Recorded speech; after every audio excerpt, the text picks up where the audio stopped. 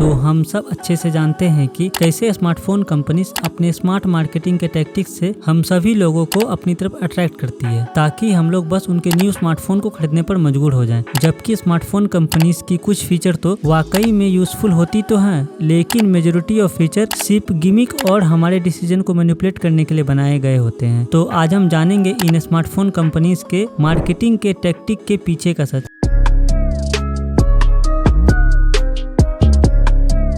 तो start screen brightness से करते हैं। तो आपने देखा ही होगा, जब भी मार्केट में न्यू स्मार्टफोन को लॉन्च किया जाता है तो सभी कंपनीज अपने स्मार्टफोन की पीक ब्राइटनेस को काफी ज्यादा एडवर्टाइज करती है। ये सभी कंपनीज बोलती है हमारे स्मार्टफोन के डिस्प्ले में 6000 निट्स पीक ब्राइटनेस है, 4500 निट्स पीक ब्राइटनेस है, 3000 निट्स पीक ब्राइटनेस है, 2600 निट्स पीक ब्राइटनेस है। लेकिन जब एक्चुअल में अगर आप साइड बाय साइड डिस्प्ले को कंपेयर करोगे तो डिफरेंस एकदम मिनिमम होगा। तो ये पीक ब्राइटनेस का झोल है क्या? तो चलिए आपको डिस्प्ले ब्राइटनेस के बारे में अच्छे से एक्सप्लेन करता हूँ। तो स्मार्टफोन डिस्प्ले में आपको टोटल 3 टाइप की ब्राइटनेस लेवल के ऑप्शन आपको देखने को मिल जाता है। नंबर 1 पर है मैनुअल ब्राइटनेस, जिसको कि आप ब्राइटनेस स्लाइडर से अपने अकॉर्डिंग एडजस्ट कर सकते हो। नंबर 2 पर है पीक ब्राइटनेस मोड, जिसमें आपका स्मार्टफोन मैक्सिमम ब्राइटनेस लेवल तक पहुँच सकता है, लेकिन ये सिर्फ स्पेसिफिक कंडीशन में ही होता है, और वो भी सिर्फ HDR कंटेंट में ही एक्टिवेट होता है, जो कि बस कुछ छोटे टाइम पीरियड के लिए ही एक्टिवेट होता है। इसमें होता ऐसा है कि पूरे डिस्प्ले के कुछ सिलेक्टेड एरिया के बस कुछ पिक्सल ही मैक्सिमम ब्राइटनेस को रीच कर पाती है। ये ब्राइटनेस पूरे डिस्प्ले के लिए नहीं होता है, इसलिए मेरी मानो तो आप पीक ब्राइटनेस के नंबर को देखकर इन्फ्लुएंस मत हुआ करो। जिस ब्राइटनेस लेवल पर आपको ध्यान देना है वो है HBM मोड, जिसका मतलब है हाई ब्राइटनेस मोड। ये तब एक्टिवेट होता है जब आप ऑटो ब्राइटनेस के टॉगल को ऑन करते हो। तो आप लोग जब भी एक न्यू स्मार्टफोन बाय करने का प्लान करो तो आपको स्मार्टफोन की स्पेसिफिकेशन में हाई ब्राइटनेस मोड की वैल्यू को देखना इंपॉर्टेंट हो जाता है। ये वैल्यू जितना ज्यादा हो सके वो बेस्ट है, क्योंकि HBM ही स्मार्टफोन डिस्प्ले का रियल ब्राइटनेस होता है, जो कि रियल वर्ल्ड में यूज में आता है। और इस फैक्टर के अकॉर्डिंग ही अदर स्मार्टफोन को कंपेयर किया कीजिए। जबकि पीक ब्राइटनेस की वैल्यू उतना ज्यादा ना भी हो तो वो ठीक है। फास्ट चार्जिंग की बात हो रही है तो हम स्मार्टफोन कंपनीज को कैसे भूल सकते हैं। ये सभी कंपनीज अपने अपने फास्टेस्ट चार्जिंग स्पीड को शो ऑफ करते रहती है। ये कंपनीज बोलती है हमारे स्मार्टफोन में 240 वाट, 150 वाट, 120 वाट, 80 वाट, 65 वाट क्रेजी फास्टेस्ट चार्जिंग स्पीड है। लेकिन जब रियल वर्ल्ड में स्पीड को टेस्ट किया जाता है तो रिजल्ट कुछ और ही मिलता है। जितने भी कंपनीज आपको फास्ट चार्जिंग प्रोवाइड करती है वो सभी कंपनीज अपने अपने different and proprietary charging technology को यूज करती है। इसी जैसे ओप्पो में वूक, IQ एंड वीवो में फ्लैश चार्ज, रियलमी में डार्ट चार्जिंग, OnePlus में डैश चार्जिंग, मोटरोला में टर्बो चार्ज, Xiaomi में हाइपर चार्ज की टेक्नोलॉजी देखने को मिल जाता है। जिसके वजह से ही प्रॉब्लम ये होती है, अगर आपको फुल चार्जिंग स्पीड से अपने स्मार्टफोन को चार्ज करना है तो कंपनीज का ही दिया गया फास्ट चार्जिंग एंड केबल को यूज करना पड़ेगा, तभी आपको जितना fast charging speed companies promise करती है वो मिल पाएगा। इसी के साथ चार्जिंग स्पीड में भी एक कैच है, जितना ये कंपनीज आपको चार्जिंग स्पीड प्रॉमिस करती है वो स्पीड आपको फुल टाइम देखने को नहीं मिलेगा। इसमें होता ऐसा है, अगर आपके पास 240 वाट का फास्ट चार्जर है, आपका स्मार्टफोन फुल टाइम 240 वाट पर चार्ज नहीं होगा। ये चार्जिंग स्पीड बस कुछ टाइम पीरियड के लिए ही होगा। इसलिए आपने देखा ही होगा स्टार्टिंग में आपका स्मार्टफोन काफी फास्ट चार्ज होता है, और जब बैटरी फुल चार्ज होने वाली होती है तो काफी टाइम लगता है, क्योंकि इतना फास्ट चार्जिंग स्पीड से बैटरी को चार्ज करने पर बैटरी में काफी ज्यादा हीट जनरेट होती है, जो कि बैटरी के हेल्थ को काफी जल्दी डिग्रेड करती है। यही कारण है कि एप्पल, सैमसंग एंड गूगल अपने स्मार्टफोन में कभी क्रेजी फास्टेस्ट चार्जिंग स्पीड को प्रोवाइड नहीं करती है। इसी वजह से इनके स्मार्टफोन की बैटरी हेल्थ लॉन्ग टाइम तक बेटर होती है। तो क्या आपको फास्ट चार्जिंग वाले स्मार्टफोन को बाय नहीं करना चाहिए? तो ऐसा नहीं है। एक लिमिट से ऊपर चार्जिंग स्पीड सिर्फ गिमिक और आपको बेवकूफ बनाने के लिए है। अगर आपको फास्ट चार्जिंग स्पीड पे एक सेपरेट वीडियो चाहिए तो वीडियो में कमेंट कीजिए, तो मैं इस टॉपिक पे वीडियो प्लान करूंगा।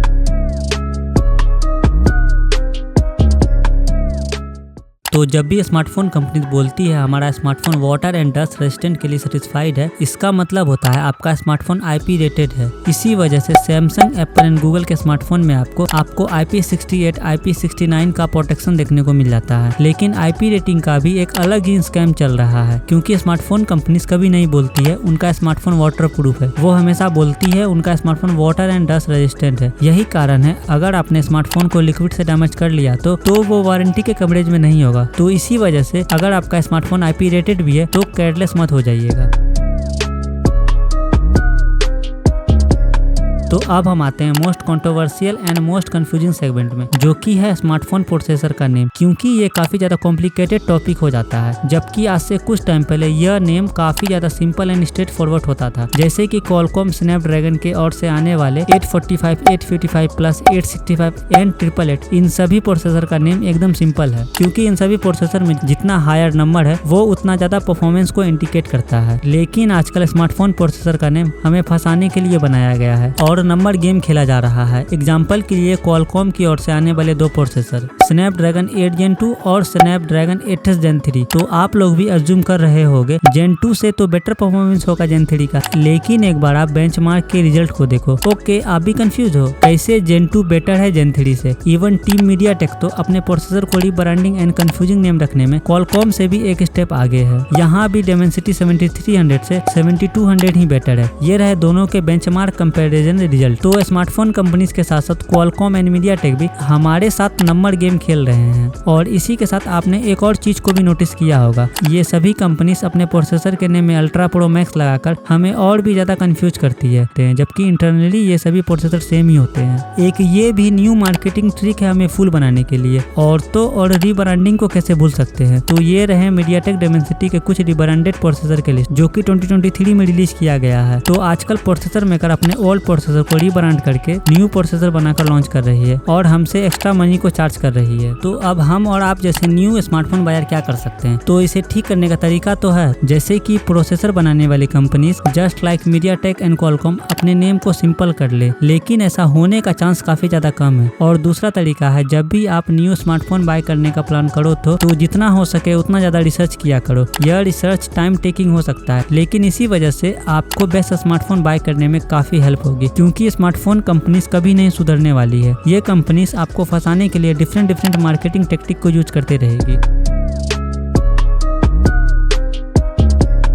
किसी भी स्मार्टफोन में सॉफ्टवेयर कितना इंपॉर्टेंट हो जाता है ये तो हम सभी को अच्छे से पता ही है, क्योंकि ये पॉइंट सबसे इंपॉर्टेंट एंड मोस्ट कंफ्यूजिंग हो जाता है। जबकि स्मार्टफोन कंपनीज तो आजकल अपने स्मार्टफोन में 7 ईयर का सॉफ्टवेयर अपडेट, 4 ईयर का सॉफ्टवेयर अपडेट, 3 ईयर का सॉफ्टवेयर अपडेट प्रॉमिस कर रही है। लेकिन ये प्रॉमिस जितना सुनने में अच्छा लगता है, लेकिन इसमें भी कुछ कैच है, जैसे कि अपडेट कितना बग फ्री है, सॉफ्टवेयर कितना स्टेबल है, और कंपनीज जो अपडेट प्रॉमिस कर रही है उसे टाइम पे डिलीवर कर पा रही है या नहीं। क्योंकि जैसे कि हम और आप लोग जानते ही हैं, कंपनी सॉफ्टवेयर अपडेट देने में काफी ज्यादा पीछे है। और इंडिया में स्मार्टफोन कंपनीज अपडेट के साथ साथ काफी सारा बग एंड प्रॉब्लम को इंट्रोड्यूस करते रहती है। इसी वजह से जब भी आप न्यू स्मार्टफोन बाय करने का प्लान करो तो सभी स्मार्टफोन कंपनीज के सॉफ्टवेयर अपडेट के ट्रैक रिकॉर्ड को चेक किया करो, जिससे आपको पता चलेगा कंपनीज अपडेट देने में कैसी है। क्योंकि किसी भी स्मार्टफोन में हार्डवेयर से ज्यादा इंपॉर्टेंट उस स्मार्टफोन का सॉफ्टवेयर हो जाता है।